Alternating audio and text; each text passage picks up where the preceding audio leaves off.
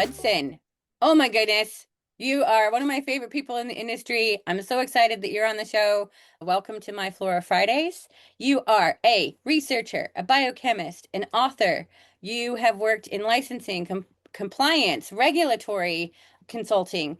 You've done all kinds of things. I think the most that people will recognize you for is the Big Book of Terps, which I own two copies personally, edition one and edition two, both signed by you. I also own your formidable Book of Flavonoids. They're both fantastic books, and they're both always within arm's reach of my desk. You have a very colorful background that goes back 30 plus years in the cannabis space.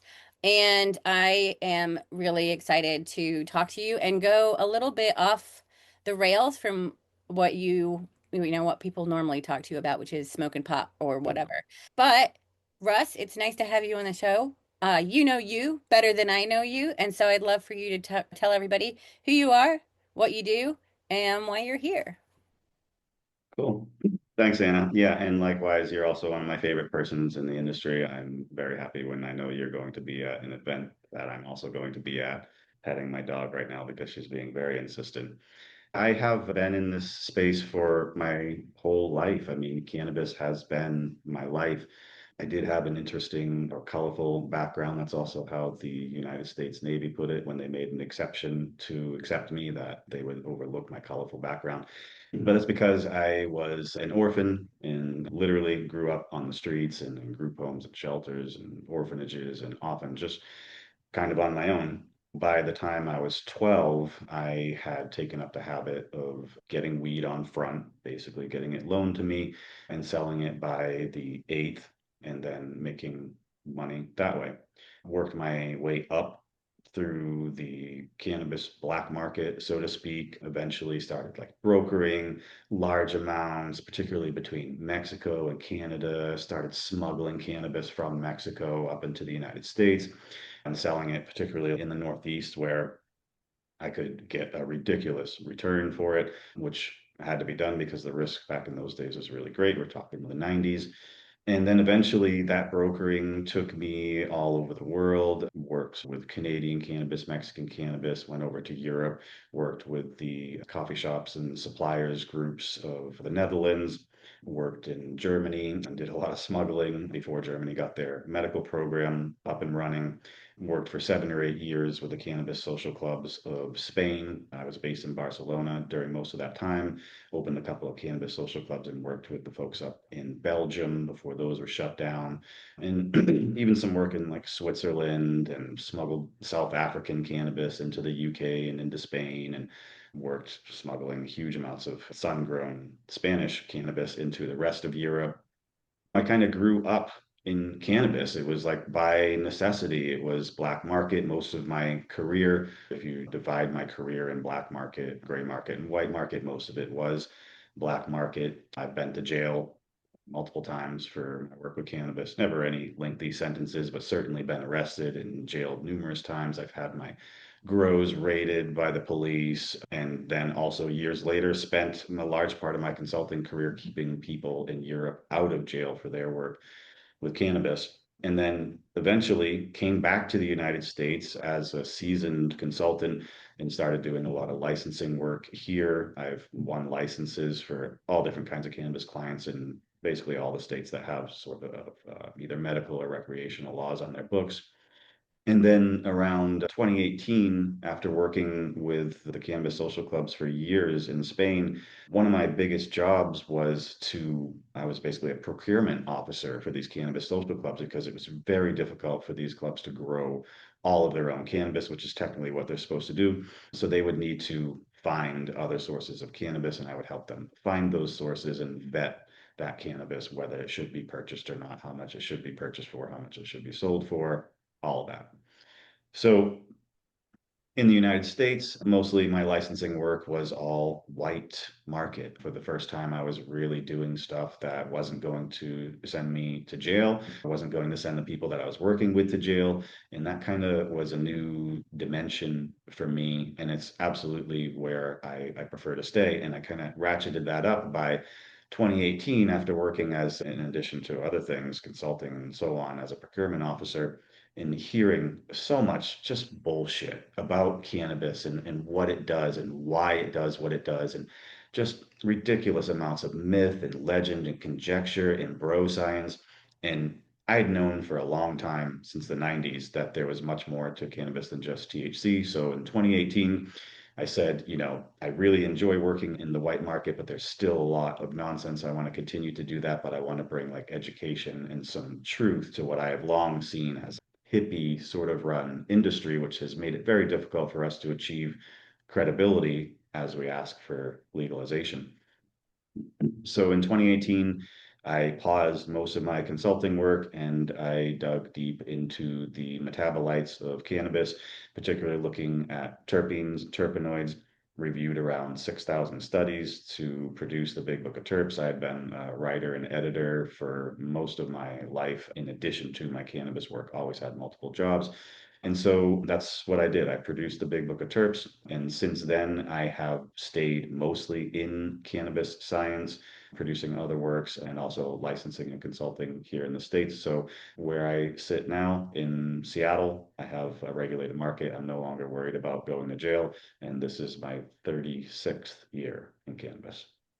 So that's a long time. Are you Yeah. even 30? No, I'm just kidding. I'm not gonna ask how old you are. But yeah, so the Big Book of Terps, like that's a serious amount of work that you put into that. And like I said, I have both copies, first edition and the second edition. I love it. And it is a hefty, hefty book. It's fat nugs on the back. And you've got some other authors down here that kind of contributed little bits and parts and pieces. How long did it take you to put together the Big Book of Terps?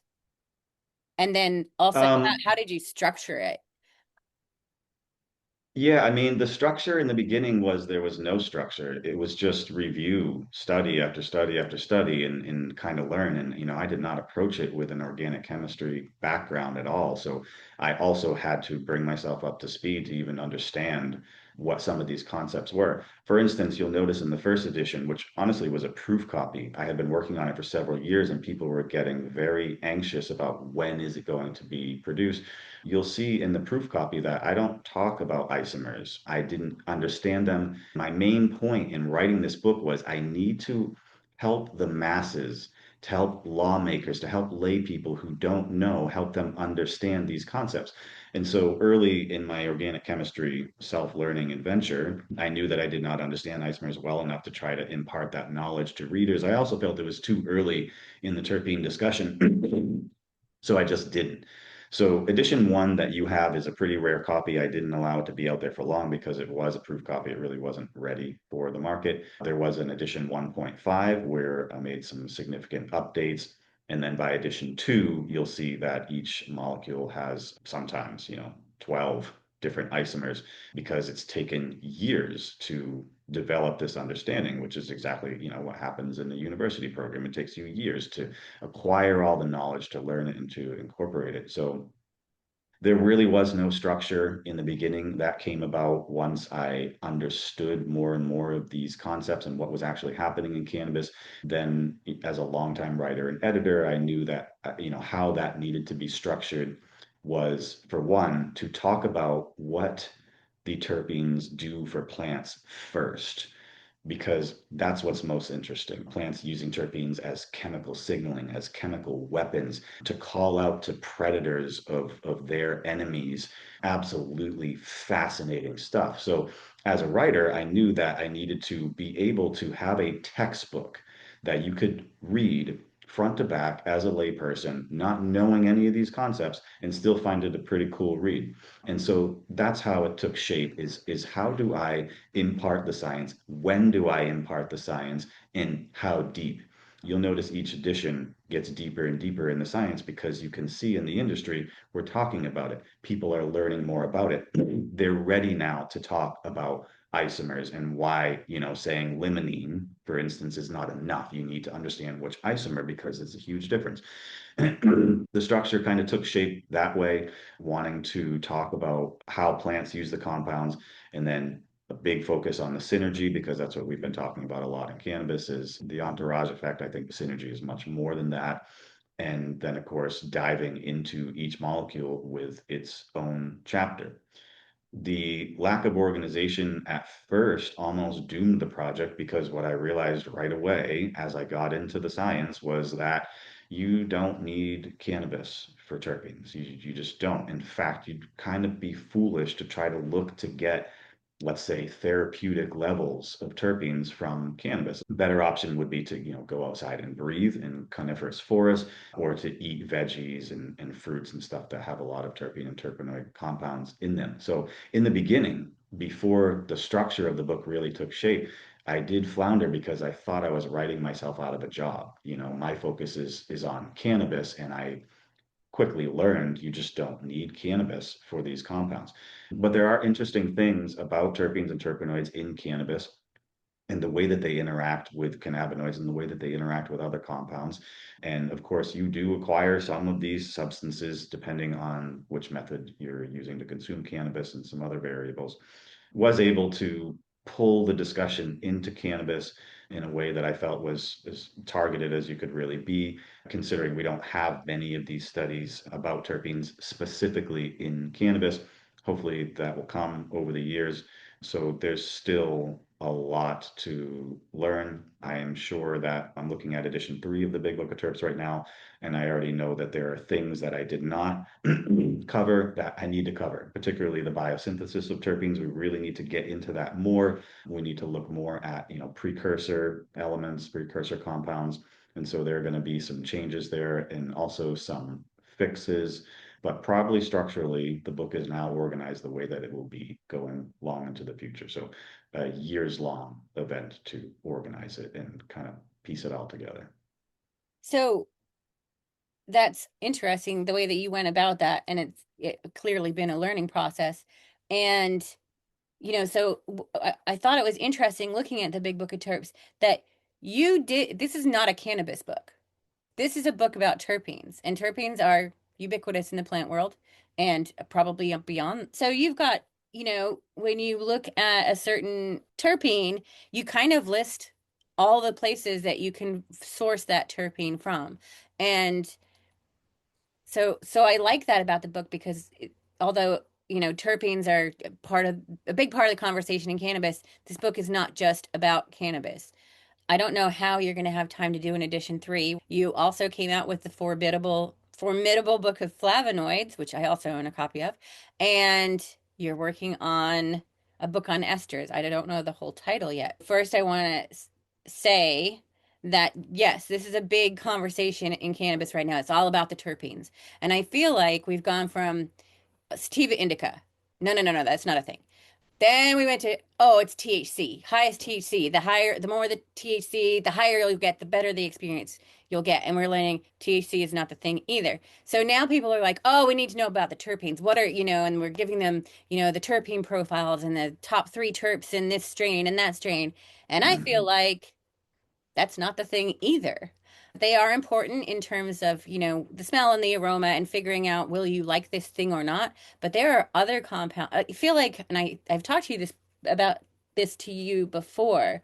Like we're just grabbing the low-hanging fruit. We're measuring the things that are most abundant, but they're not necessarily the things that are the most that contribute the most to the experience, the effects, the quality, whatever you want to, whatever measure of this you want to look at. THC, CBD, CBG, abundant, easy to measure. Limonene, beta caryophyllene, humulene, myrcene, there's like 6 or 7 or maybe 10 that are just common, right? And so what Right. really information does that give to a consumer when they're given the same terpene profiles over and over and over again? I feel like that is like just as helpful as indica sativa. Yeah, I love this conversation, and I have been having it with you and other folks a lot because, this is why I created the Cannabis Chemistry Collection, which is where the Big Book of Terps and the Formidable Book of Flavonoids live. The next book is going to be the Exceptional Book of Esters. This is what I'm working on now. Obviously, I'm a fan of alliteration. But the point is that, you're exactly right. At first, we thought it was all about THC. And it took a long time for us to learn about other things. And so it was basically THC, and then along came CBD. And then people started talking about terpenes. And obviously, I went deeply down the terpene rabbit hole. And in my early work with terpenes, it did seem like, and I was certainly encouraged to believe and to say, that most of the experiential related to cannabis could actually be attributed to terpenes. And I had to check myself because that doesn't seem to be true. Although I have written a textbook on the terpenes in cannabis, I've now expanded into flavonoids because those compounds are also extremely important. But it turns out that terpenes may have only a moderate role in the experiential. They may have a minor role. That remains to be seen. The reason that I'm working on esters next is because it looks pretty strongly like esters have a huge role in this experiential. And so what I mean by that is, aroma, flavor, and some other properties. Primarily when we're talking about terpenes or esters, we're talking about that because the medical and therapeutic value is much harder to quantify when you're talking about, a cannabis type of application.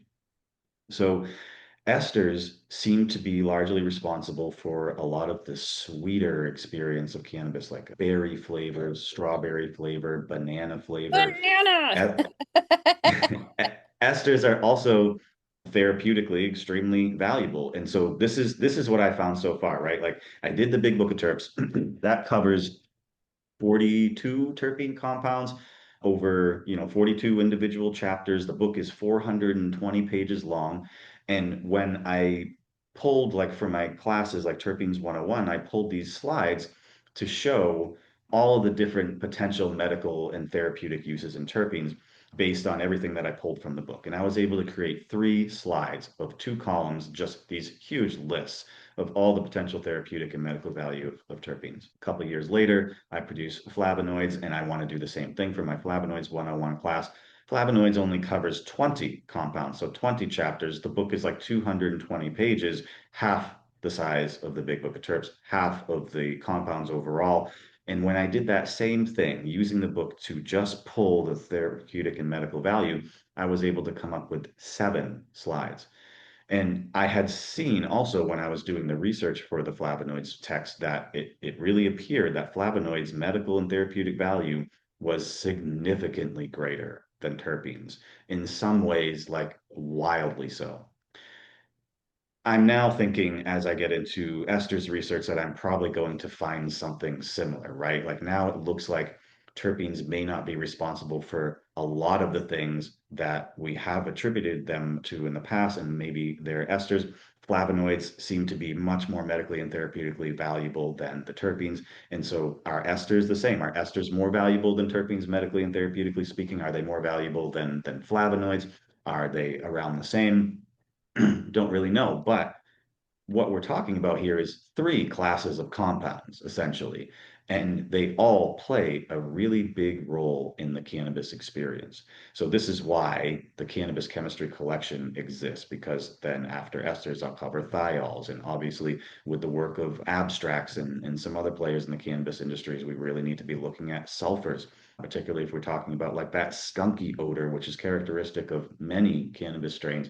That's probably attributable to sulfurs. So there's a suite of secondary chemicals that are occurring in cannabis that are non-cannabinoid chemicals that are really important. They modulate possibly everything from the experiential of aroma and flavor to the actual, getting high experience. Some of these compounds can modulate THC, and then the way that they all interact together, and then what ratio is really important. So you talk about, people saying they want the terpene profile, and I also want the terpene profile, right? But what I really want, because I'm a total fucking dork, is I want everything. I want a panel that shows me what are the terpenes, what are the esters, what are the flavonoids, what are the thiols, what are the aldehydes, what are the other alcohols, what are the ketones, what are the sulfurs, and in what ratios. I would love to see all of that data. And I hope that eventually we will have that kind of information, because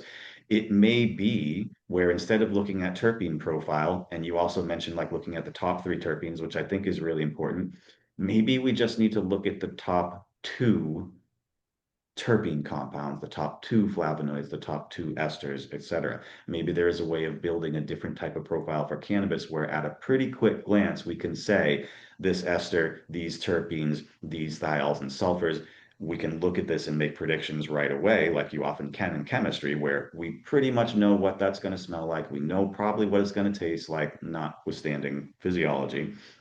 And we have a good idea of what this may do medically or therapeutically. So it was really cool to get involved in the terpene discussion. Now I'm trying to backpedal a little bit, and I'm trying to help the industry also backpedal. Talking about terpenes as the sole sort of responsibility for a lot of these experiences isn't really appropriate. We've moved on from that. It seems like there's a lot more to the picture. And so, as educators and researchers, we need to start getting that information out there that it may not be all about the terps, brah. Totally. And I have been thinking about this thing for 7 years. I mean, I've only been doing cannabis research since 2015. So, I started thinking about this around 2000, probably 18, that the idea of abundance does not equal potency. And I do relate a lot of things to food. Like if you were to list the ingredients in a cake, right? And you put the top three ingredients of the cake on the box, and that's all you were given, it's going to be flour, sugar, water. Does that tell you anything about the cake? No, not at all. But there's also like how much information can a consumer or does a consumer want, right? The further you get into it, I think of it as we've got a noob, like maybe flour, sugar, water is enough. You've got somebody who's eaten a lot of cake and kind of knows they will also want to know if it's got chocolate or maybe they're allergic to nuts. So those are things that they would want to know about. And then you've got like a pastry chef who wants to know everything. They want to know what kind of oven, what was cooked in. They want to know, like, did you use a silicone sheet or a cookie sheet? Was it room temperature butter? Was it cold butter? Did cream? How was it prepared? Like, all of that stuff is really important to a pastry chef. So I feel like there's multiple places along the way where, having the abundant compounds is enough. But for somebody like you, you're saying, I need to know all of this stuff. So you're at the point where you're like a pastry chef. You want to know everything, right? And I caution people on looking at just the abundant things because a cup of sugar is not the same as a cup of salt, right? And if you equate them to the same thing, you might have a bad day or a bad time, a bad experience because they're not the same. And I don't know how to get that point across to people when they're like, "Oh, more THC, the higher the and then I'm like, then you're not looking for flour now. You're really looking for concentrates at that point, right?" Yeah, I mean, it depends on what you want. And I do kind of struggle to have this discussion with people a lot because even though I'm a researcher, I'm a big fan of THC. Like one of the most important things for me in my cannabis, the primary important thing is how high does it get me? I need to be well medicated. So THC content is an important metric for me. Other metabolites are also important, and I would like to know as much about them as possible. It's still difficult for me to, I audit dispensaries all the time to purchase a product and look at it. And for instance, it does list some terpenes, but as I mentioned earlier, like the limonene thing where it only lists limonene, but it doesn't tell you which isomer. One of them is very piney and one of them is very citrusy. So to have these types of ingredient lists and to know what's in them is important. I do think there is a way that we could present a chemical ratio, maybe visually or some other way that would impart what the information actually is without having to, have huge ingredient lists. Because as I tell a lot of people, like some of these names are really scary to a lot of people. For instance, eucalyptol, a very common terpene, is often called 1,8 dash cineol. And that looks like a chemical compound to people that they just sort of shy away from. They don't see it as the natural compound that it is. And of course, you know that many of these chemicals have some outrageous names. And depending on how they're listed in an ingredient label, you could actually scare a consumer away. So what is that balance? How do we strike that balance where we can educate the consumer about it's not just about THC? There are other modulating elements, particularly if you're talking about somebody who is using cannabis for like a sleep aid. If the terpene compounds are something like myrcene and humulene or terpinolene, those are all very sedative and interact with cannabinoids in different ways. Knowing those ingredients is really important, right? Like, because that variety, whatever that product is, if it's like a high percent of THC, some CBD and CBG blended in there, then you've got myrcene, humulene, and terpinolene as the top three terpene compounds. That shit's probably going to knock you out. So how much can we talk to consumers, particularly at the bud tender level? How much information can we really put on a label just from the mechanics of the physical restrictions of space and also restrictions from regulations about what can be on a label? How do we serve folks like me who know that I can look at chemical constituents and make a good, educated guess about what this product is going to do to me? Because even here in Seattle, we don't have these chemical panels. So all the time I'm buying product that I, don't get out of the package because you can't see it or anything or touch it. And I don't like it. I'll buy a gram vape cart and I'll take one vape from it and it's disgusting. And I can't imagine using it again. Like that vape cart is basically just going to have to give it away or something. If I had had a chemical profile, I probably could have been like, oh, yeah, that has Elamine as the number one, terpene constituent. I'm not interested in that. But having these type of discussions can be alienating in cannabis, and particularly with, complex names of molecules or talking about molecules and what they can do, that can be alienating. People can see it as you're talking down to them. So what is this balance? Well, I'm hoping that with textbooks like the ones that I write, which are not typical textbooks, in that you can read them from cover to cover as a layperson and have a good time and learn a lot. This is what I'm hoping, that we need to keep having these conversations. We need to let people know about these compounds. And what I hope is that, cannabis has led like this, I don't know, kind of like a revolution of terpenes, right? We are talking about terpenes a lot. It's crazy. You know where else they're talking about terpenes a lot? Nowhere. It's not a big deal. It's not a huge discussion. Terpenes have been around for so long in medicine and industry, and they're a part of every imaginable thing that we do, that nobody is talking about them. Nobody is excited about them. Most people don't even remember that they exist if they did learn about them in school. And so it seems like cannabis is leading this new discussion about these compounds. And I'm dorking out about that because I know that it applies to everything in my refrigerator. I know like there are compounds in my tomatoes that are awesome and I want them. There are also compounds in broccoli, which I do not care for, but I buy it and I eat it because I know that it's got huge amounts of flavonoids that are immensely anti-cancer, anti-aging, anti-inflammatory. And so We I both want to keep pushing this, we right? share a dislike of Brussels sprouts.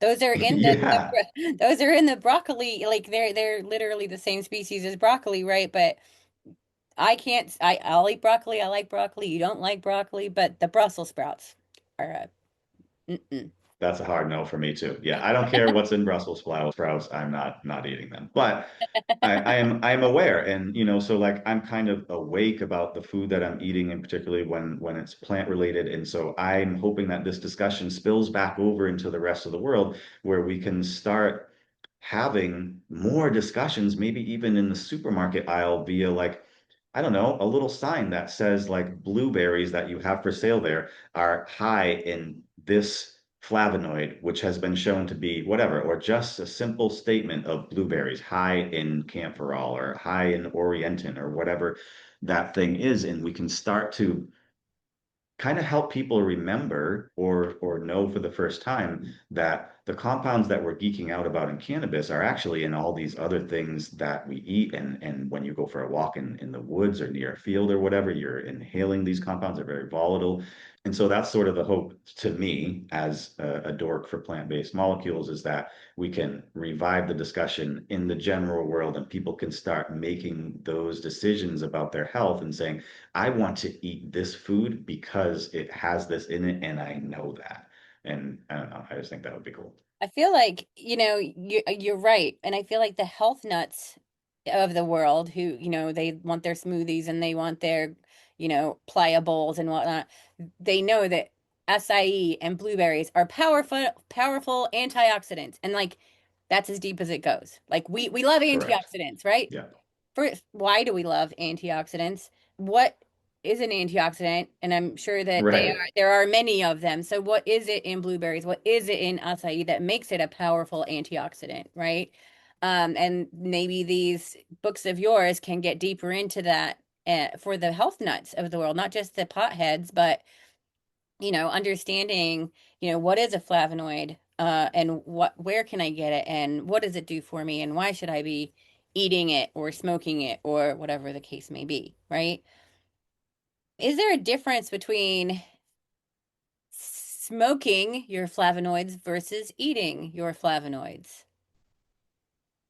Yeah, I don't think we know a lot about what that difference is, but we do know that pyrolysis or combustion chemically changes a compound. So flavonoids that are exposed to those high temperatures, just like terpenes, are going to degrade into other chemicals, and you're probably not going to get much of them by combusting.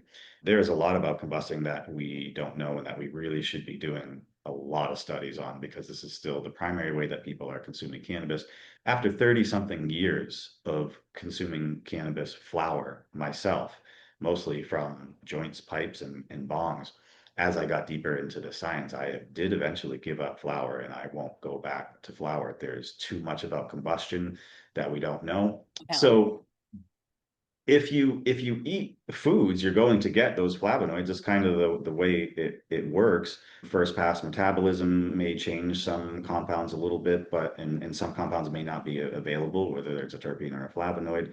So if you eat them, you're probably going to get therapeutic levels, especially if you eat them on a regular basis. If you combust them, you're probably not going to get those compounds. You will still get cannabinoids. Cannabinoids are much more tolerant to combustion.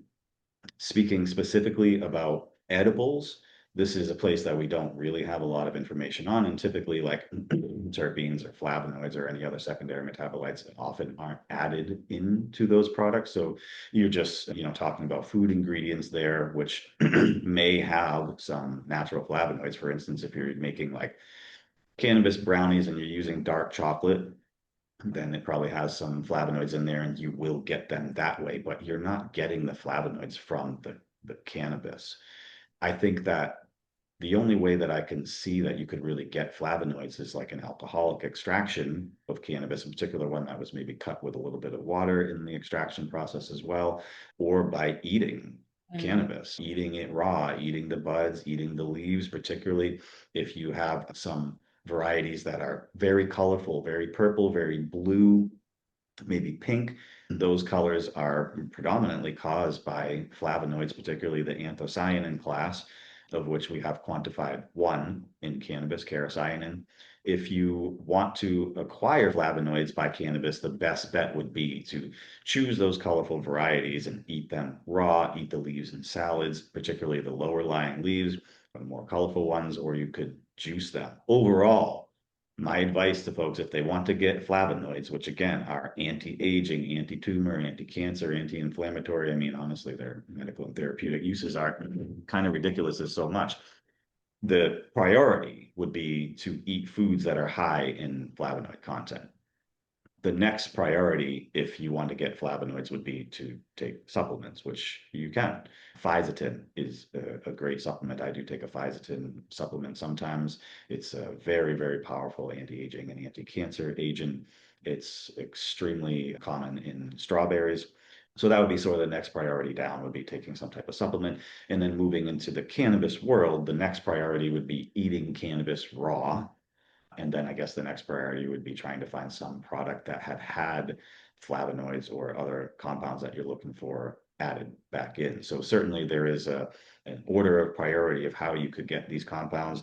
And by all means, just eating good, healthy foods is the best way when we're talking about flavonoids in particular. We all like eating. I don't like fruit, but every now and then I'll choke down some down because I know it's good for me. I do eat a lot of vegetables. But like You are a health nut. Like you really care about what you put into your body, what you eat, what you fuel your body with. You do a lot of running, jumping, kicking, climbing, working out. And so you really do need to fuel your body well.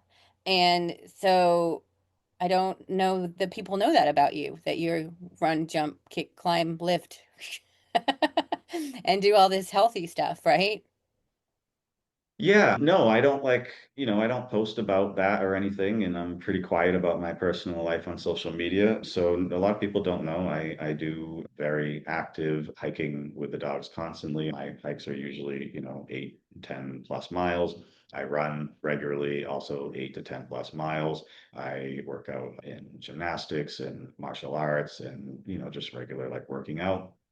And so with that, I do try to take care of my health. Another reason why not to combust cannabis. Like I know that I should not be inhaling any smoke compound into my cardiovascular system. Like that's just not smart.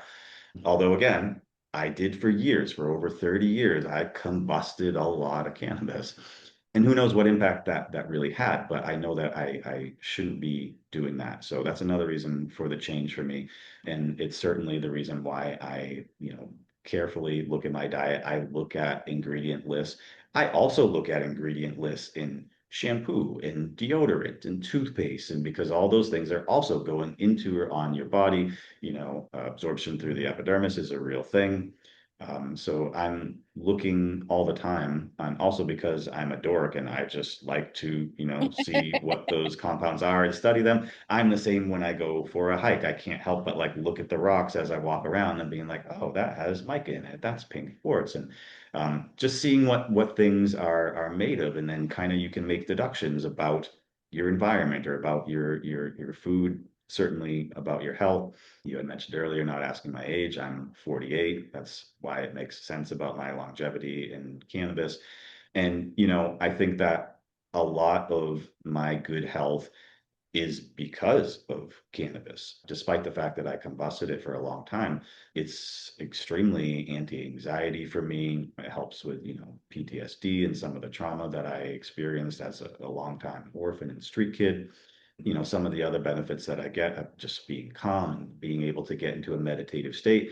And this transfers over into my physical activity and my exercising. So I run long distance pretty fast, and I really wouldn't want to do so without cannabis. And I know that that sounds ridiculous to a lot of people, but for me, my goal before a run, and I mean immediately before a run, is to get as high as I reasonably can and then hit the road or hit the trail.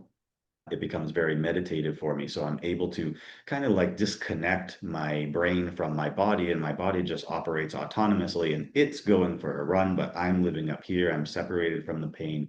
I'm able to like meditate and not spend my time running, dwelling on, stupid shit.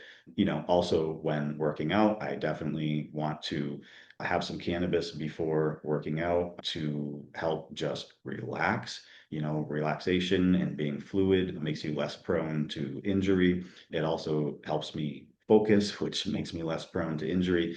And to, and I certainly don't mean to sound foo-foo-ish or hippie or whatever, but to be in contact with my body. There are certain substances, cannabis being one of them, that will allow you to meditate in a way that you can kind of feel your body differently than when you're not influenced by cannabis.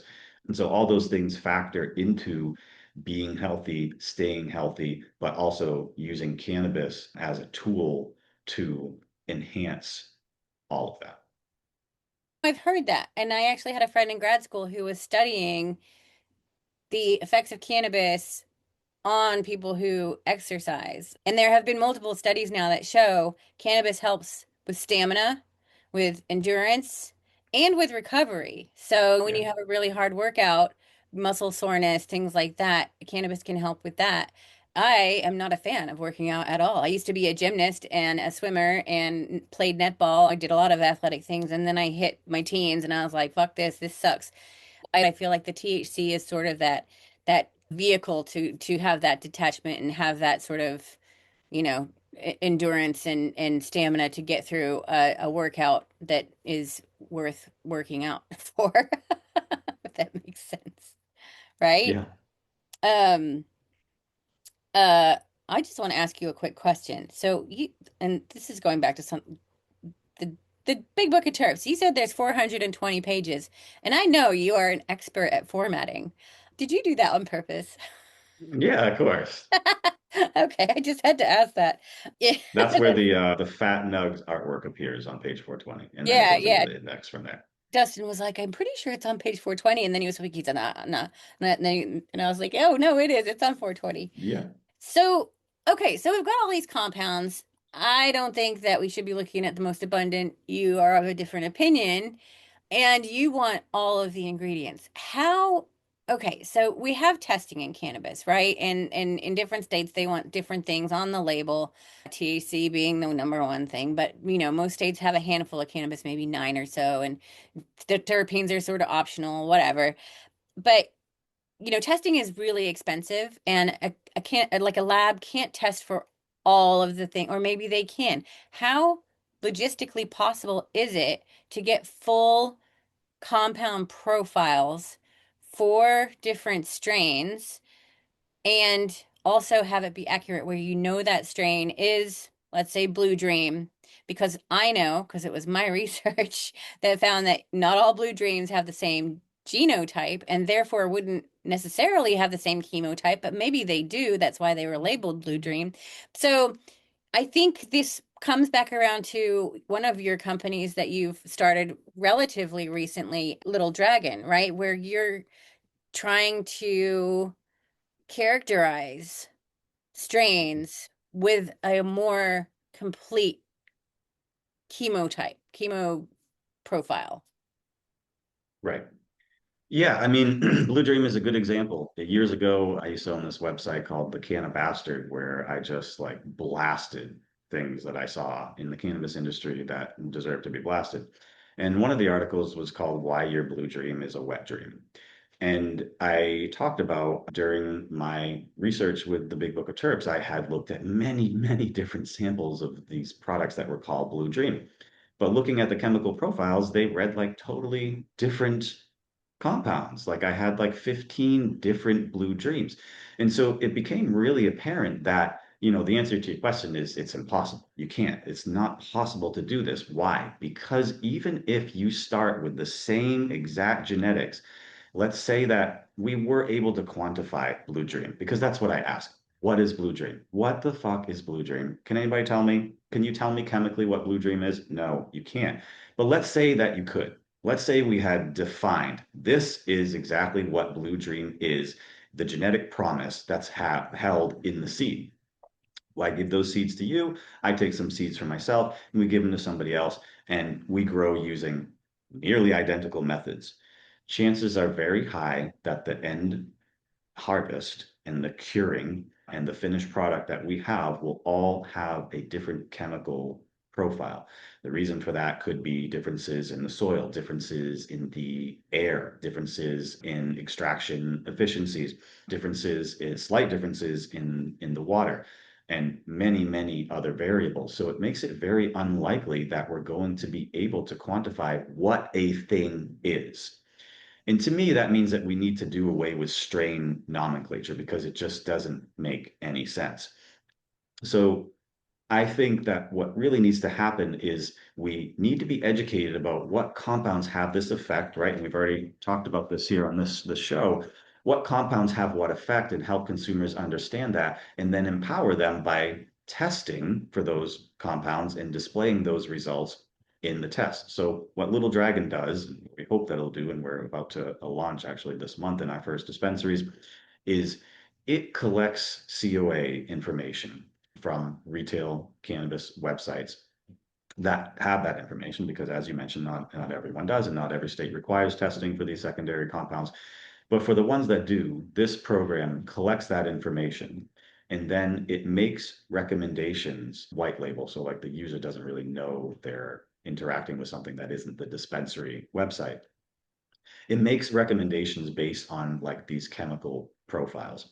And so the first recommendations to a user that the system doesn't know will be like, here is, for example, the best value, the best chemical diversity combined with monetary value. then another recommendation will be this is the most exotic strain. And that would be powered by, let's say, for instance, a strain has a very high level of something that you don't see much, like geraniol. If that's the number one terpene constituent, which I've never seen before, but let's just say, for instance, that its primary terpene was geraniol, then over time, as the system gets to know what strains, what products those people like, then we can make comparisons with those chemical profiles. And for instance, I know that I can go across the street to the dispensary and get Blue Dream today, and I love it. It's great. Works for me. One of the best things I've ever had. And I go back in 2 weeks and they don't have it, or they have something different, or they do have it, but something happened with that harvest that was slightly different. And now the chemical profile has changed. So what this does is it prevents that from happening. It does away with strain names, and it says, okay, the last time this user bought this product and they were very happy with it, the chemical profile was this. Now this dispensary does not have that product. However, that doesn't matter because it has this other product that has the same chemical profile. So we can start to pair users with products that will actually work for them based on chemical profile instead of having this constant non-repeatability of outcome, going and getting a vape cartridge and paying good money for it, and it's a gamble. I don't know whether I'm going to like it. I don't know whether it's going to get me high even, because I don't have access to the right information. So this system is designed to alleviate exactly this and to kind of take the analysis paralysis out of the picture as well. Like, I encourage anybody who's listening to this to go to a retail dispensary website and try to pick a product.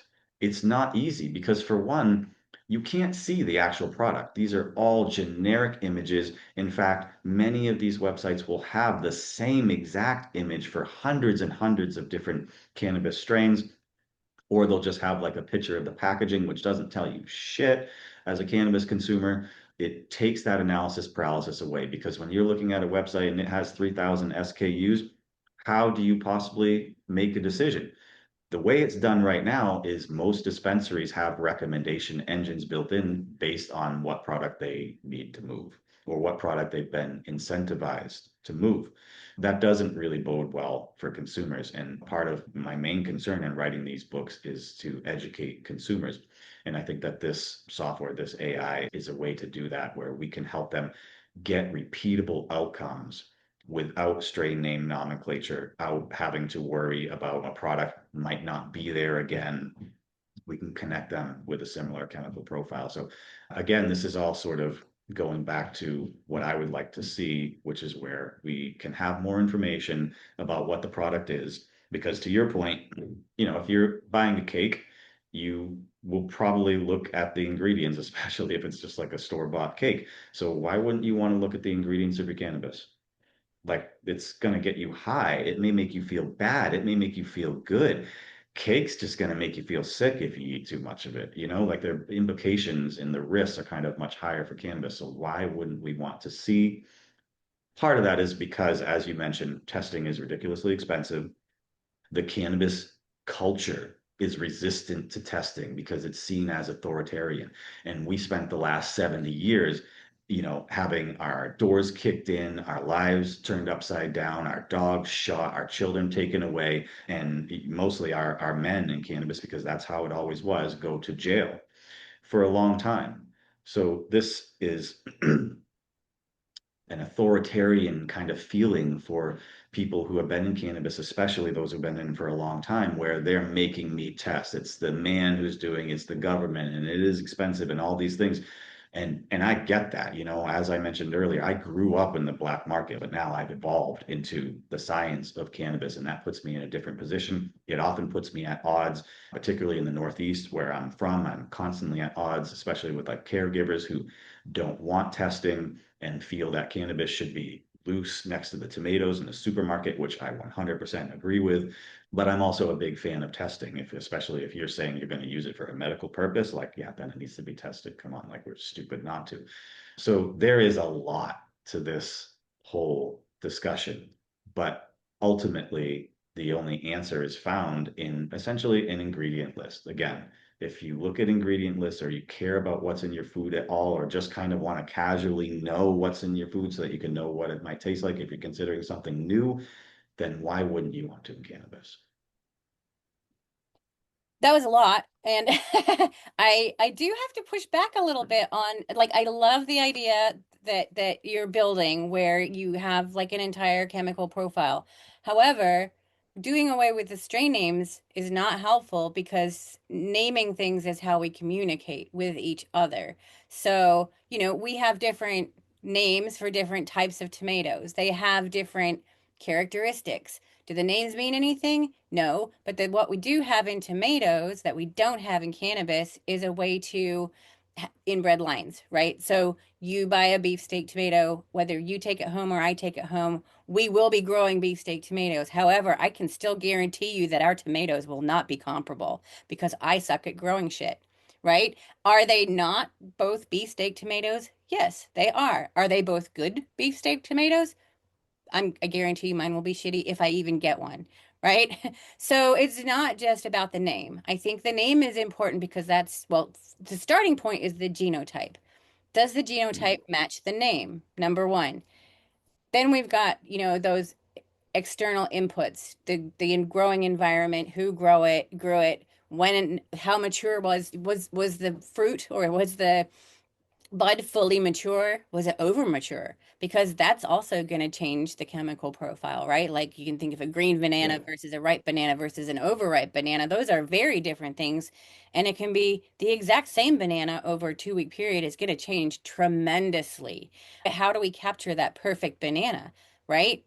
And then, you, so without inbred lines and consistent genetics, that's going to introduce more variation, which we don't have. We don't have a really good, we don't have a foundation of that at all. And that's why we clone to begin with. Seeds are not, they have a lot more, they can either have a lot more variation or some variation, but seeds are more variable than cloning.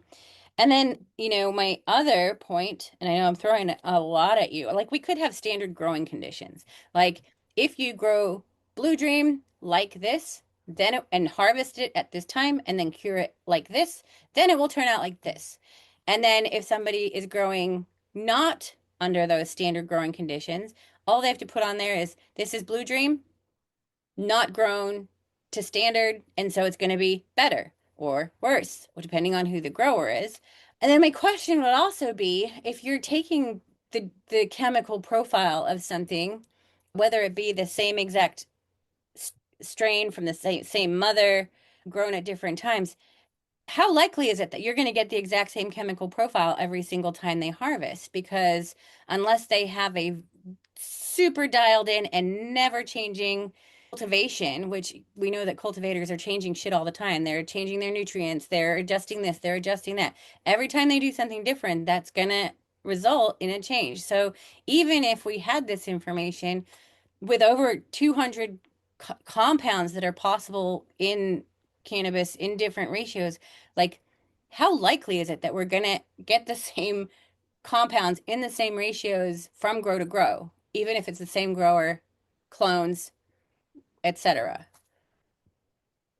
Yeah. Okay. So for one, yes, you're right. If you standardize growing conditions, you should be able to expect the same thing, but those growing conditions have to be the same for every single aspect of the grow, the air, the soil, the water, the harvest methods, harvest timing, curing methods, curing timing, packaging methods, packaging timing, storage methods, and storage timing. So a lot of room there for one of those variables to change, and then that promise of what's in the seed is not really borne out in consistency through what the end product is. And I'll give you a good example. Let's say that me and you, because we're dorks, we're highly meticulous, we take the same seeds and we grow under identical conditions. But for like 4 days, I had some aphids come in. That's Hmm. it. My harvest is going to be chemically different than yours. And so this is just one example of how, yes, you can standardize growing, but to have that same profile in the end seems very unlikely. But this leads me to my next sort of rebuttal, which is, would you still feel the same about those tomatoes if you were going to be inhaling them. Tomatoes and foods go through first pass metabolism, works by protecting us. It's one of its functions. If you're inhaling something, it is going directly into your bloodstream, into your lungs, into your brain. If you were inhaling tomatoes, would that variation mean something to you then? Whereas, yes, I know that I love beefsteak tomatoes, by the way. It's the best tomato. It's very consistent. I can buy it anywhere in America, and I know that a beefsteak tomato is going to taste about the same, it's going to look about the same, etc. But to your point, yeah, someone can grow it really crappily, and it would have a different chemical profile. It might have different flavor. It might have different consistency, texture of the skin, etc. Would those things mean something more to you in the sense of would you want to know a little bit more about them if you were going to inhale them? Would you then want to know if that medicine that you're inhaling was formulated differently or turned out differently? And the second part of that is if that tomato was going to get you high, alter your mood, possibly fuck you all up mentally, because it can happen even with cannabis. Sometimes we've probably all been through this. Would your opinion then be different? That you might want to know a little bit more about it other than the name. I agree with you. The name is useful. Beefsteak is useful. Hot vine is useful. You have some basic expectations there. We're eating them. We're not technically using it as medicine other than as, part of a healthy diet. So if you had those two questions addressed, you're inhaling this food and it could affect your mind and your behavior in a significant way right now, would you want to know more information? I'm not saying that I don't want more information. What I'm saying is the chance of you getting the same crop of a plant like this that is so incredibly plastic that can adjust multiple different things just based on little tiny tweaks or changes in the environment, the chance of you getting the same exact chemical profile from grow to grow is slim to none, no matter what you do, Yeah. right? You've got a different head grower, you've got new nutrients, you've switched your soil, supplier. It's a It different was humid soil, outside for 3 days. it's a different soil batch. Like, Yeah. like anything can change the chemical profile of this plant. Like, oh, you harvested 2 days later than last time. Like there's literally no way, or very, very, very, yeah, the chances of you getting the exact same chemical profile every single time is slim to none, right? So even when you're saying, we need the chemical profile so that you're getting the same medicine every single time, I don't see that as really being possible. I do understand the need for that, but in terms of a natural product, such as flour, such as apples, such as tomatoes, no matter what you've got, you're going to have inherent variability based on all of these things, right? Yeah. And when we're talking about cannabis, we would be talking about clones, not seeds, unless we are 10 years, 20 years into the future where we have the capacity to, start protecting breeder IP, and breeders are then Mhm. incentivized to start stabilizing the genetic lines and calling them something, and then you're getting beefsteak cannabis, and it's going to be beefsteak cannabis every single time you grow it. But like, to your point of going into the dispensary, one week and then the next week it's got the same name but it's different. You could have that even if you were presenting the chemical profile just because of those inherent Mhm. differences. And to the point with standard growing conditions, it's more like it's not really possible, but it gives, a starting point. Like if you do it this way, then you will get this. If there's any Right. deviation from any of this at any point in Mhm. time, it's going to be a little bit, a little bit different. And I think inherently as consumers of various natural products, we've come to expect a certain level of variability in our fruits and vegetables and things like that, Mhm. nuts or, pretty much everything, right? Nature is not perfect. It's very unlikely that you're going to get the exact same apple with even within the same plant, right? Every apple is going to be a little bit different. You look at different years, some years are great, some years are Mhm. shit. Right. Regional differences, an apple grown in Tasmania versus an apple grown in, where's a shitty place to grow apples? Arizona. Like they're going to be different, right? But it doesn't mean that they're not the thing that they are. It just means that there's that variability because of how they grew, where they grew, the environmental inputs that shaped that product, right?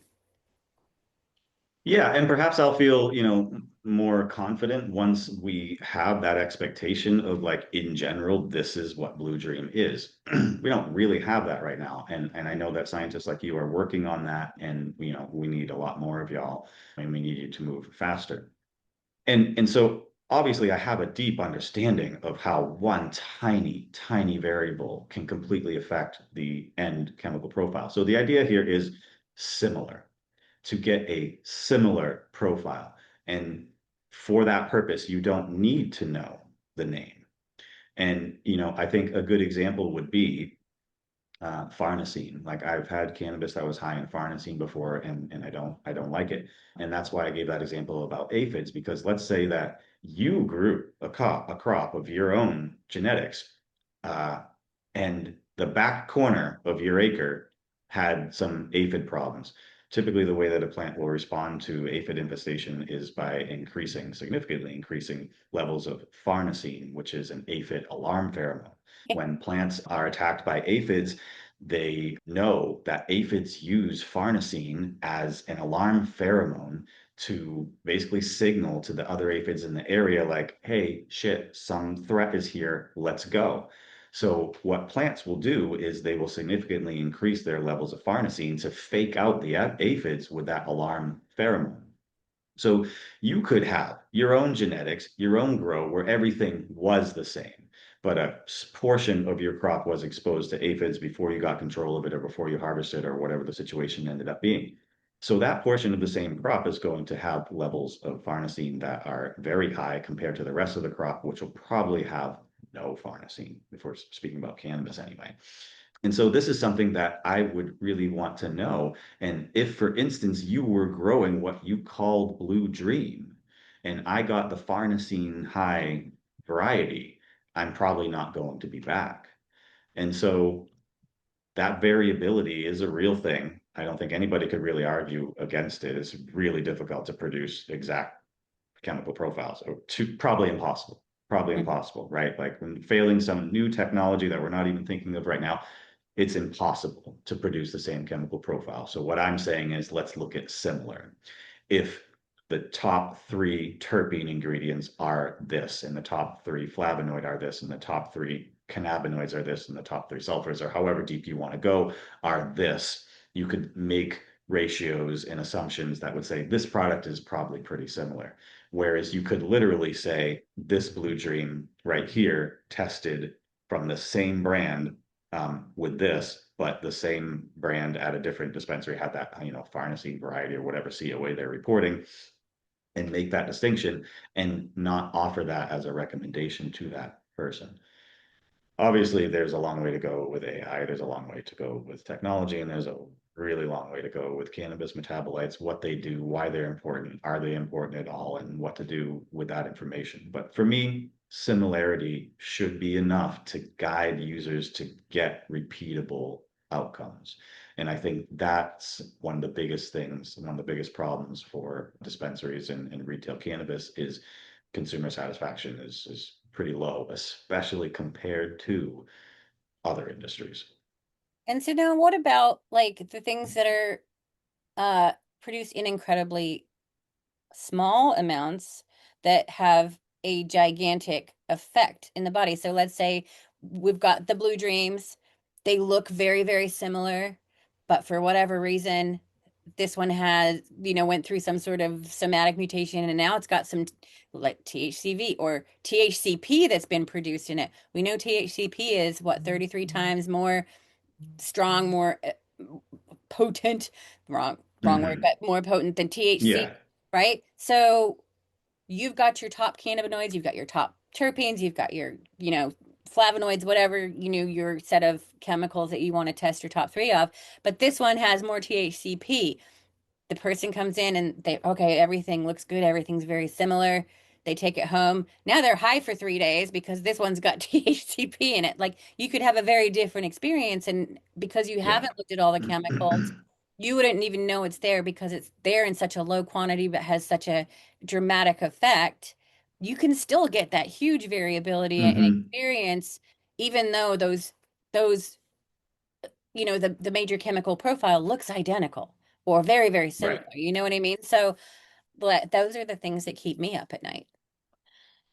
Well, me too. Like as the CEO of this AI bud tender, my job actually was really not to be CEO. It was to guide the scientific direction of the algorithm. So in that exact example, is that CHCP reported on a COA or no? I mean, it's produced in such low quantities that if you were a testing facility, it would be really hard to have that on your set of standards because it's so compared to all the Yeah, other analytes in the thing, it would barely blip on the screen, if at all, right? Because right. your limit of LOQ and your LOD Hmm. is just not there. So unless you Too low. scrape Yeah. off the abundant chemicals and only test for the things in low abundance, I don't really think Hmm. you're going to get past, that all that noise from all those abundant chemicals because there are things in such low quantities. And that includes terpenes, especially the thiols, that some of those, Yeah. what things that are detectable in the billions and trillions parts per billion, parts per trillion, Hmm. like, are they going to show up on a COA? No. And we don't Yeah. even really test them. And if we did decide to test for them, now we're getting really freaking expensive. And we're not talking about, one strain or one grow, like you would have to Hmm. test that every single grow to capture whatever's going on in that grow. And like you said, there could be a corner of the yard that had some aphids or something. And so some of that flower might be really different from the rest of the Yeah. flower. And maybe you got the flowers or a couple of buds in a batch that were Right. different. Yeah. That's a good point too. Yeah. A Yeah. different couple buds in the same bag will Yep. really throw you like, why would From this feel different? different areas in the room. Right. And sampling at the laboratory is also going to be dependent on that. Like, did they sample from that section? Did they sample from those products or wherever it was harvested? Or was it a It, mixture of all the things? I mean, it depends on the state. Every state has some, different requirements about how sampling has to occur.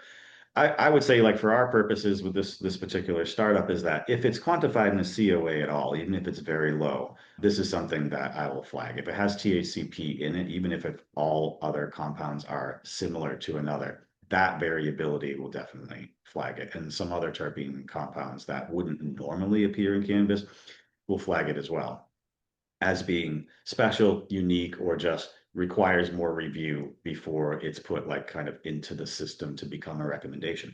If it's not quantified, it's not quantified. And that could have a drastic effect. It's one of our biggest liabilities, I would say. And an anecdote that I can relate that's actually based on a study is that there was some insecticidal work that was done where scientists were looking at how different plant oils affected insects.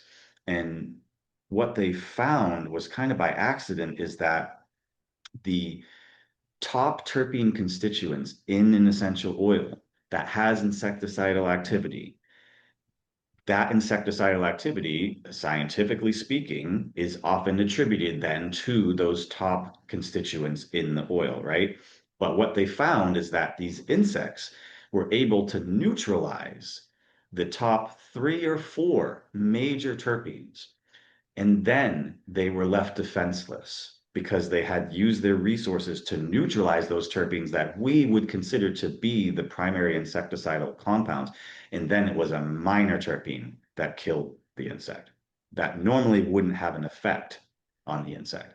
So this is a huge liability where you have these compounds that can have that effect, or perhaps physiology of a person, of a user, which is crazy different. This is another factor that we absolutely cannot control for, is just so that it caused that same kind of effect where, yes, like there was some germacrene or elamine or I don't know, something in there in a very low quantity. It wasn't on a COA. Nobody knew it, kind of nobody's fault. And it made that person have a bad time because their body neutralized the other terpenes or processed them in some way, or yeah, this is a problem, and I don't have an answer for that. I do recognize that it is a serious concern and could very well happen. We also have concerns of even once the COA has been issued, what's happening in that package is still continued chemical alteration, and then you expose it to the air and you have more chemical alteration. So It's you like the know, with banana. You can put it in a box. You can package it up when it's green. By the time it hits your mouth, it could be a black banana, especially if it's sitting on my yeah, counter. It's not, it's it's gonna go all the way. So yeah, I mean it keeps changing, right? Throughout time. It's not yeah, a cannabis is not and neither are any fruits and vegetables. You leave right, your broccoli at the bottom of the veggie drawer and you come back a few weeks later, it's gonna be a little bit gross and really yeah, not edible. And cannabis is no different. It's a plant. It's a crop. It's going to change over time whether it's growing or harvested or dried, right, right? And so I feel yeah, like the only way you can really get a consistent product is, and don't quote me on this, but extracts, right? hmm, You have a lot more control over levels and things like that. yeah, And especially for, if we're thinking about, medicine and pharmaceuticals, and I know people hate cannabis pharmaceuticals. Really, the only way you can hmm, get a consistent product and call it, pharmaceutical grade or similar to a pharmaceutical is to create formulations that are yeah, the same every single time. Otherwise, we're going to have that inherent variability that no matter how hard you try to control for variability, it just will never be exactly the same from grow to yeah, grow, and even among plants, and even within the same plant. Top yeah, buds, bottom buds, middle buds, they're right, all going to be exactly. different, right? And yeah, I'm not mad at having variability in my blue dream. Like, it's kind of Hmm, an expectation. If it's really different, I would like to know the gene that it has been genotyped first. Was it blue dream to hmm, start with? Because if you don't right. start with the same genotype, the chances that you end up with the same phenotype and chemotype is even more not going to happen, right? Mm. So if you start with the same genotype, the chances of you ending up at the same product are much closer, right? So how to control that, I don't know. I think this is something that we need to continue to look at and first of all see like, well, what is really in cannabis and what are those things doing? But certainly studying it is necessary. I have battled this really frustrating attitude in cannabis where people have literally said to me, like, why do you have to keep dissecting cannabis? Why do you have to keep tearing it apart into its molecular components? Can't you just let it be the magic that it is? And my response is absolutely not. No, it's something that I love. It's been my whole life. I want to know this thing like I want to know my partner. I want to know my person.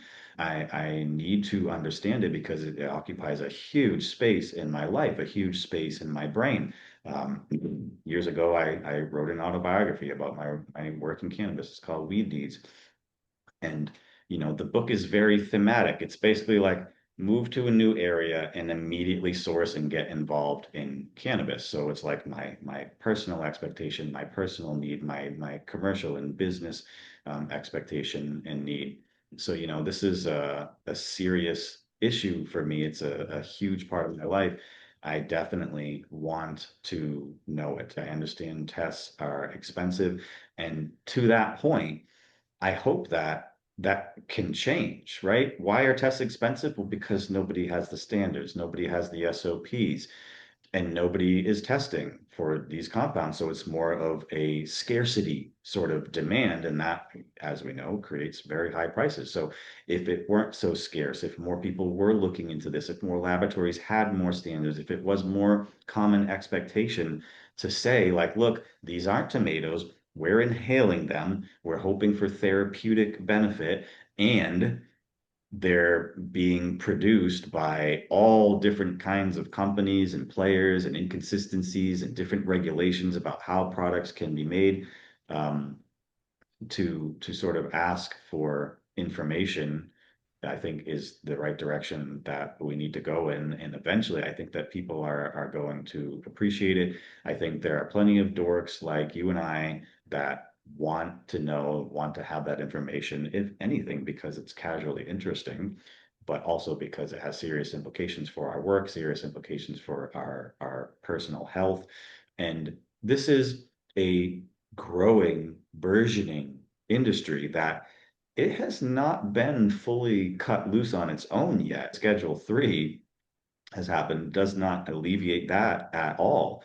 We are still seeking credibility. We are still very new. Tomatoes have been sold in the supermarket for, 150 years. So from this standpoint of credibility and sort of figuring out what we're talking about with cannabis, what these products mean, and helping in particular to educate lawmakers, the only way to get that information is to dissect cannabis and to get into it and do the studies that have been done on most other plants. I can point to plenty of studies on the compounds of tomatoes that aren't focused with cannabis, where it's mostly focused on cannabinoids. I can point to studies in rosemary and thyme and oregano, and that are looking at all those secondary metabolites and what they mean for us. And as I said earlier about terpenes in general, like that's all just commonplace now. You can go to PubMed and FDA websites and find all these long ago boring details about plants because they were tested. So I think another aspect, another reason why I would argue to continue to dissect the plant and to continue to push for more testing of more compounds is because we're not on solid ground. We need to be able to prove things that unfortunately other industries haven't had to prove because there was never any doubt with tomatoes, right? We've been fighting forever for cannabis because it's perceived as this incredibly dangerous substance that with a lot of lawmakers, you can't talk to them about it at all. Like even trying to have this discussion of like, well, there are other compounds in this plant besides THC. They don't care because it's already so dangerous. Why would you even bother entertaining any of these notions to Well, start? tomatoes and potatoes are in the deadly nightshade family, right? So they don't come without some level of danger either. I mean, the fruit itself is fine. With potatoes, if they're green, then they are poisonous potentially. The tomatoes, if you're a tomato gardener, people can get contact dermatitis. Lots of plants are allergens for people. A peanut can kill somebody if they're Mm, allergic enough. So, the plants do come with some level of caution for many hmm people. I'm allergic to a couple of terpenes, right? And then my throat closes up when I'm coughing and whatever. I can't nail down which ones they are, but I don't really want to. hmm And it's usually a hmm problem. It's usually a problem in vapes just because they tend to have higher levels of terpenes. And I don't care to go down that rabbit hole and figure out what's going on, but I just know that, I don't like vaping because it makes me cough. And it could be the Yeah. oil. It could be the oil. I don't know. hmm Whatever. hmm But no, I mean the idea that you're doing and using AI to learn and help with compounds and try and sort of nail down user experience and the medical profile for medical patients and people who are using it medicinally is really cool. And I'm going off in a different direction in my work and things, but with the same goal. So genotyping, then bringing that to the customer can say, okay, this is a particular genotype, it's verified. Then gathering data from the user about their experience. So then maybe we can start using machine learning and AI tools to start connecting user experience with a particular genotype, not the chemotype hmm necessarily, hmm because we know that's highly variable, but right now we can't really do that. We can't really say Blue Dream does this because there's so many different genotypes that are called Blue Dream right now. And so that problem needs to be sorted um before before I think we can start connecting, things. And some one person might say, "Oh, I love Blue Dream." Another person says, "Oh, I hate Blue Dream." Did you have the same Blue Dream to start with, or like, if you had the same thing as this person did, or hmm like maybe your experience would have been different because we have no idea if those were the same two Blue Dreams to begin with because they Yeah. weren't genotyped. I think it's important to also point out and be constantly aware of that what we're really talking about here isn't necessarily the issue of like, yes, potatoes could be poisonous. Yes, corn could be deadly because you can make ethanol from it. Mhm. That's sold openly in the supermarket. I'm sure that if you and I went to a supermarket together and just stood there and looked around at what's there, we could be like, potentially deadly, that's an emetic, sickener, and find those things. What we're really talking about here and what all this fucking fuss is about is cannabis gets you high. That's what this all boils down to is people are scared of getting high. Not the ones who do, obviously, although they probably were before they tried it for the first time. But legislators, lawmakers, sources of authority, and in particular the medical community in general, has long been extremely frightened of humans who are high, of the act of getting high. And there are mass parts of the population that believe that you should not be able to get high. I mean, it wasn't that long ago that we've literally fought a war about whether we can have alcohol or not. And so I think this is an interesting perspective that, yeah, there are deadly plants in the supermarket. That's not what we're talking about. That's not what we're worried about. And that's not why, to your point, a green tomato could possibly kill somebody. But we're not transporting potatoes to the grocery store from the grow in fucking armored cars in safes with two people that have to be constantly present with a video camera on the safe at all times. I'm saying all this because this is the legislation. These are regulations that typically come with cannabis, that moving cannabis from one location to another has to be done in a way that is heavily overhanded, assumes violence will be associated with moving this product, assumes extreme danger. And that's all related to the fact that this product gets you high. Otherwise, we would have and should have the potentially deadly corn and the potentially deadly potatoes also transported and guarded and treated in the same way. But we don't because that's not what we're worried about. And as you well know, if you want right now, you can go to Applebee's and kill yourself at the counter, at the bar.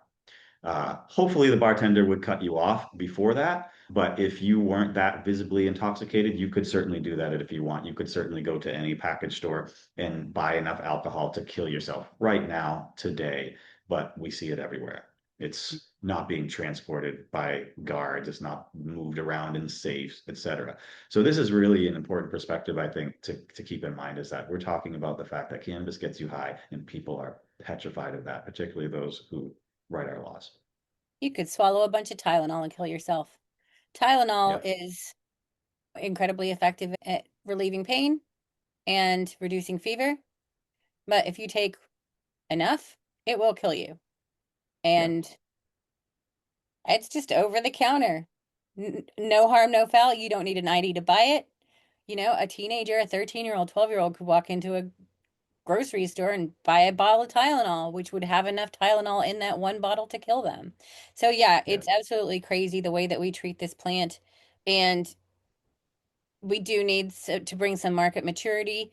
It is a multi-billion dollar crop at this point, and to have all of these questions and all of this variability and all of these unknowns, and yet we're selling it to consumers in, well, just about every state. I mean, it's available in every state, whether it's at a dispensary or you're buying THCA hemp flower on the Mm. internet and you're having it delivered. Like literally everybody at this point has access to THC type cannabis. And we don't know enough about it. And something that I think about all the time is like, we are in this industry for the consumer. There is no other reason for cannabis other than consumption, industrial hemp aside. But we exist because of consumers, because people are going to consume this product, whether it be in flower form, concentrate, edibles, whatever.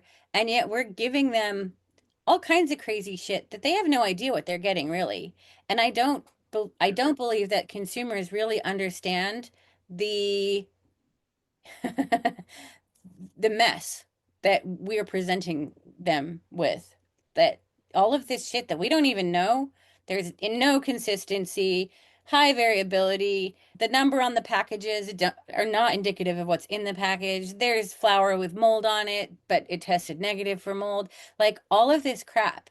And it's already an industry that comes with taboo, and we're already stigmatized, and yet we're doing all this shady shit and we're not trying to sort this shit out. And thank God for people like you who actually give a shit and want to kind of pick it apart and figure it all out. Like that's what we're here to do is, and it's all for the consumer. We're not doing it because, well, we are doing it because it's fun, but it's also to bring knowledge and trust and Mm. information, education to the consumers that we do care about. Like that's why I've done everything Yeah. that I've done is for the consumer to bring answers to questions that they had. Like, why is this blue dream different from this blue dream? Oh, because they're genetically different, right? They're Yeah. not even close to the same thing. And yeah, and then you get into the chemicals. And then, on top of everything to make everything even more complex, every human is different. Everybody has a different physiology. And Right. even the same person, different times of the day, Hmm. different things that you've had to eat. Yeah. Did you have a protein bar for breakfast or did you have bacon and eggs? Like those things can Hmm. even introduce variability into your experience. So it's like this huge complex issue. And the closer we can get to or reduce those variables, the better information we can bring to the consumer, who is really who we're doing this for. Yeah, agreed. I mean, I have greatly enjoyed producing these textbooks, and I like talking about them and the information contained therein, but they certainly will never make me any money. This is all about education and, again, my own personal interest and then wanting to share that interest with other folks because I do think it's useful. And, particularly for me, where cannabis has been and continues to be such an important part of my life, I can only assume that if it's important for me, it must be important for other people. And, after 36 years in the industry, I have certainly met thousands and thousands of people that I know damn well it is important for them to know. And obviously I get encouragement for each of the next books and each of the next editions. So I know that there are plenty of other kindred folks out there who are passionate about cannabis. And part of that passion is wanting to know this plant. Hmm. And this is an adult industry. You do have to be 21 to buy these products. However, the education doesn't have to start in adulthood.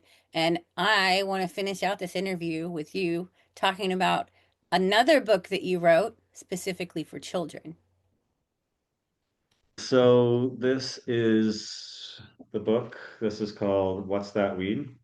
And this little blonde girl there is my daughter. She asked me back in 2017 or so, as I was working on several different books at the time, if I would write a book that featured her. And so I did because it seemed appropriate that as I was writing and preparing the research for these textbooks, that one of the things that I noticed a lot is the people that I worked with in the cannabis industry, including longtime professionals, they were still hiding their cannabis use from their kids. It occurred to me that although I gravely understand why they're doing that and have had to do that in the past myself, it seems like we're part of the problem. We're engaging in behaviors where we're letting our children know, at least intrinsically and quietly, that this is bad. It needs to be hidden. It's dangerous. It's something that shouldn't be talked about.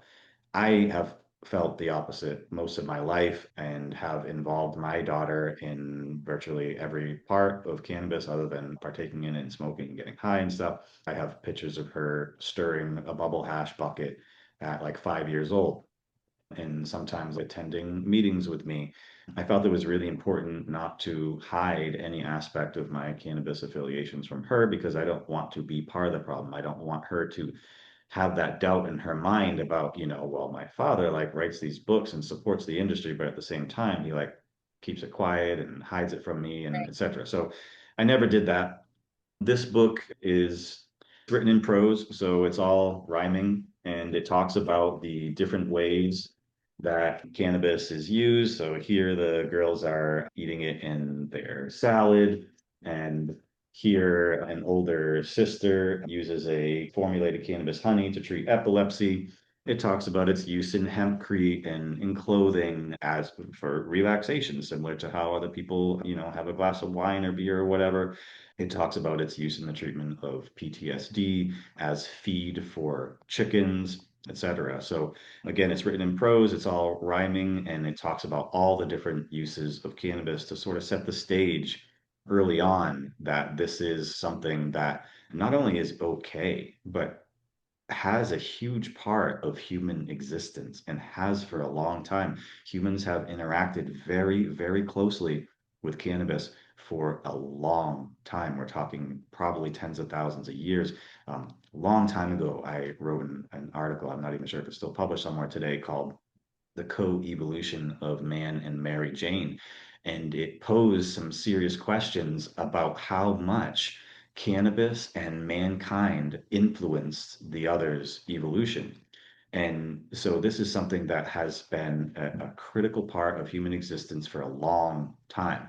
In fact, for the majority of human existence, cannabis, in particular with hemp varieties, featured prominently in our lives. It's only recently that this plant has been vilified for most of our existence. So, hoping to sort of correct that, to set the record straight and to let kids know, like, yes, people get high from this plant. And for one, that's okay. But for two, there's tons of other uses. And some of these uses we have long ago lost and they need to be resurrected because they could help a lot of the troubles that we're trying to solve right now, but just won't look to cannabis because it gets people high.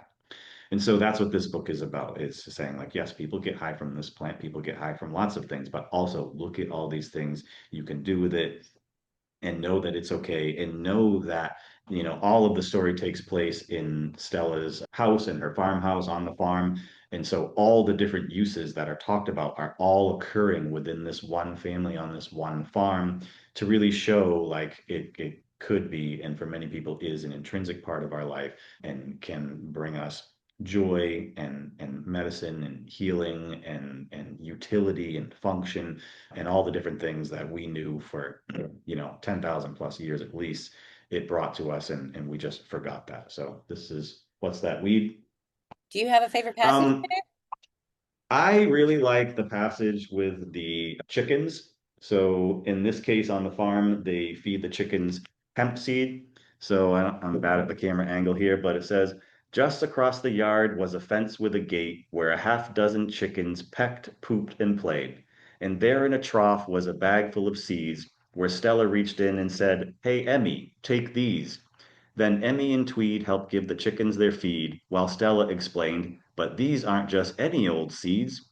These are the seeds that come from marijuana. It's a superfood, that's for sure, as healthy as water." That's awesome. It's such a cute book. I love the illustrations. I love that you wrote it in prose, and I love that it's geared towards children and, written to highlight that cannabis is not just to get you high, and there are so many different things.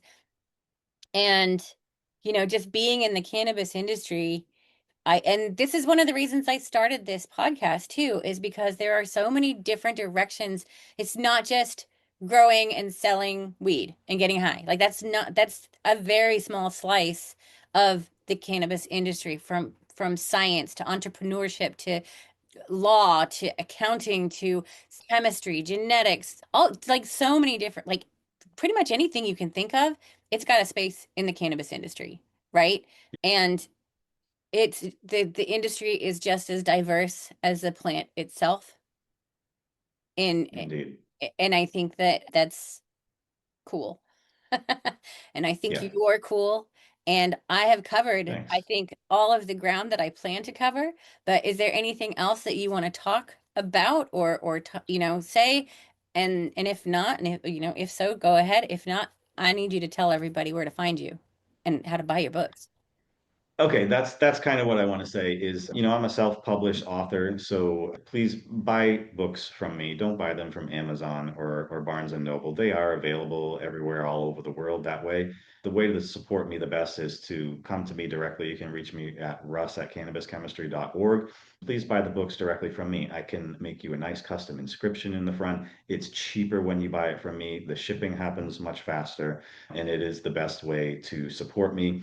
And every time someone buys a book from me, it is literally funding the next book that I'm currently working on. Again, that's the exceptional book of esters and many more books to come. So get a hold of me. I respond to everybody. I'm very active on LinkedIn. You can also reach me on Facebook and Instagram. I'm not on there much, but I do respond to everybody that messages me. LinkedIn is the best, or russ@cannabischemistry.org. And even if you don't want to buy a book and you just have a question, or you need help understanding something, like, I'm always happy to dork out about any part of cannabis, really. Mm-hmm. Yep. And he teaches too. You teach.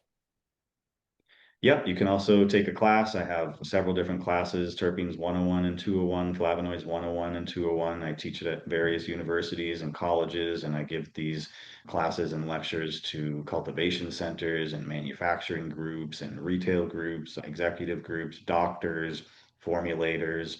So anybody who needs this information can get it directly from me in the form of a class for whether it's just yourself or 25 students, whatever you need. So, and it goes a lot deeper in a more personal way than the books can go in a much shorter time period. So those are also available. Thanks for mentioning that, Anna.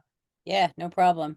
All right, Russ, it's always fantastic to talk to you. We have great discussions, and I fully expect to see you at MJ Unpacked in Atlantic City Yeah, coming up in can't May. wait.